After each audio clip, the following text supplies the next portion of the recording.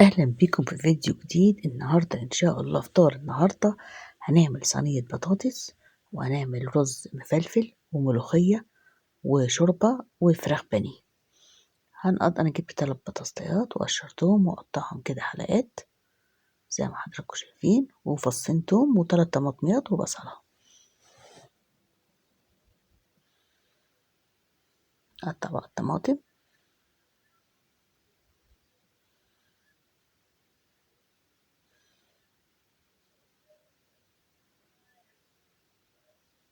حلقات دائرية كده، قطعها بالطريقة اللي تعجبك كده أو كده. قطع بقى التوم قطع صغيرة أوي، والبصلة نقطعها برضو كده تبقى انصاص كده عشان نرص الصينية بتاعتنا بتاعت البطاطس.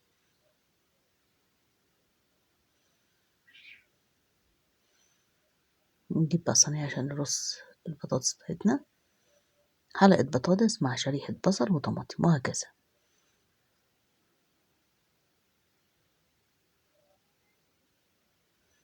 بالشكل ده كده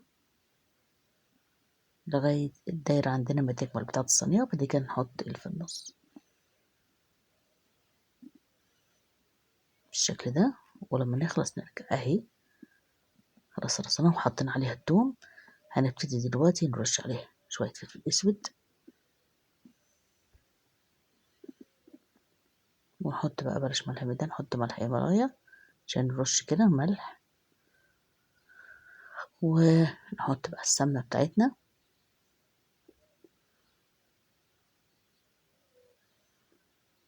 ونحدق شوية عصير الطماطم مع معلقة معجون طماطم مع بعض، بس مش بنسق كتير يعني، بس كده. نحط بقى واحدة مكعب مرق دجاج، بس نفركها كلها من بعض كده عشان متركزش في حتة واحدة، تقوم المنطقة دي تبقى حادقة شوية، يعني نرشها على كل الصينية. بس كده صينية البطاطس بتاعتنا خلصت، نغطيها ونحطها على النار على طول. كده خلصت. مش هنعمل ايه، هنحمر الأول. دلوقتي الشوربة عندنا بتاعة الملوخية جاهزة، والشوربة بتاعة اللسان العصفور هنحمره ونحطه على الشوربة بتاعتنا على طول.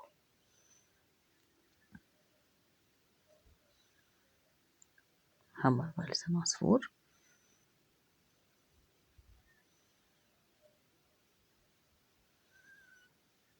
عقبال ما يتحمر بقى نكون جبنا ورق اللورة والحبهان.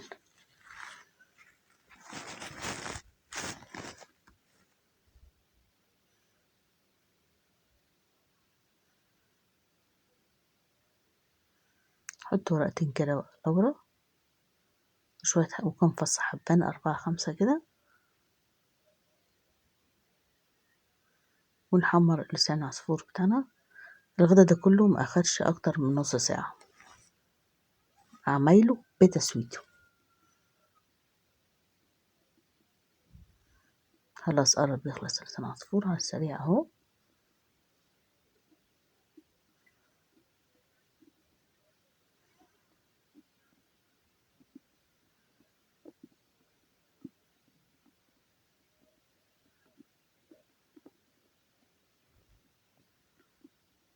بس كده تمام. احنا مش هنطفي الغاز، هنحط الحلة نعمل فيها الرز على طول. نحط لسان عصفور على الشوربة، وفي نفس الطاسة هنبقى نعمل تقلية الملوخية.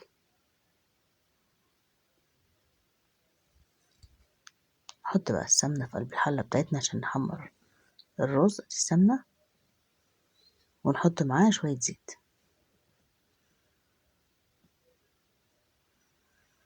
كمية الرز اللي احنا هنعملها بتاخدي تلتها أو ربعها تحمريه، تلت الكمية أو ربعها. ده الرز متنقي ومغسول، هناخد تلت الكمية بتاعته أو التلت أو الربع، وتبدأي تحمريه كأنك بتحمري لسان عصفور بالظبط.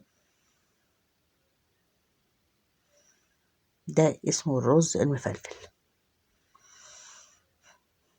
طبعا اخواتنا الاتراك بيعملوه، بس مش بيعملوا الرز، مش بيحمروه هو لا، بيعملوا الرز بلسان عصفور. احنا عندنا بنعمل رز بالشعرية، هما بيعملوه بلسان عصفور. طبعا اتحمر عندنا، وبتضيفي بقية الكمية التانية. تحط شوية ملح صغيرين، مش كتير قوي عشان ده مش بيتحدق قوي، يعني دايما ملحه بيبقى اقل من الرز العادي. وهتضيفي عليه مية سخنة من الكتل على طول بعد ما نقلب على طول.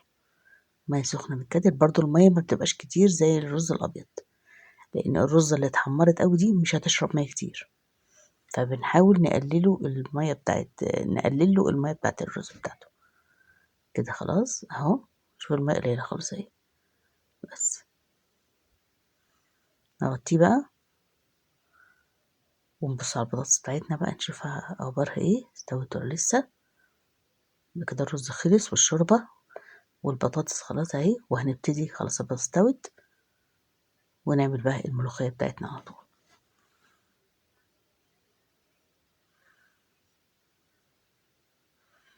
والفراخ متبلة جاهزة.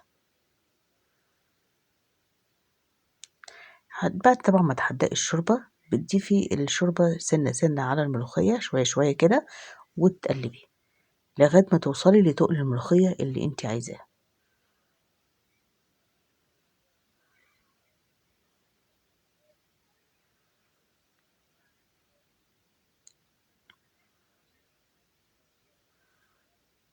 نحط بقى الملوخية بتاعتنا على النار، أول ما تبتدي تغلي على طول نشيلها ونحط التقلية بتاعتها على طول. احنا طبعا دقين التوم بالكزبرة مع شوية ملح صغيرة.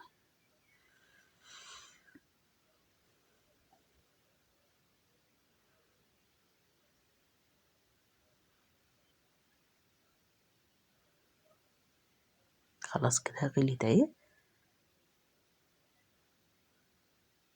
نحط بقى السمنة بتاعتنا،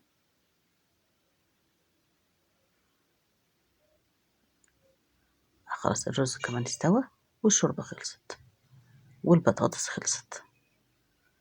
كده هنعمل طشة الملوخية، وبعد كده نحمر الفراخ البانيه على طول، ويبقى كده الأكل بتاعنا كله خلص في نص ساعة بالظبط. بانيه متجهز اهو.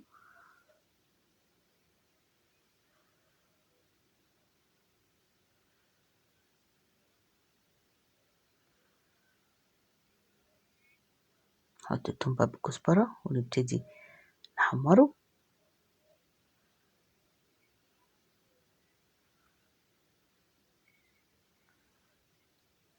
أتمنى الفيديو يعجبكم، ويا ريت أتمنى منكم يعني الاشتراك في القناة، فضلا وليس أمرا، وأستنى آرائكم وتعليقاتكم، وقولوا لي اقترحوا علي أكلات نعملها مع بعض. وكل سنة وانتم طيبين. خلاص كده التقلية خلصت، نطشها بقى على الملوخية. بس نحط بقى طبعا شوية تاني في الطاسة تاني بتاعت التقلية. أيوة. بس كده الأكل بتاعنا خلص، وفطار النهاردة خلص.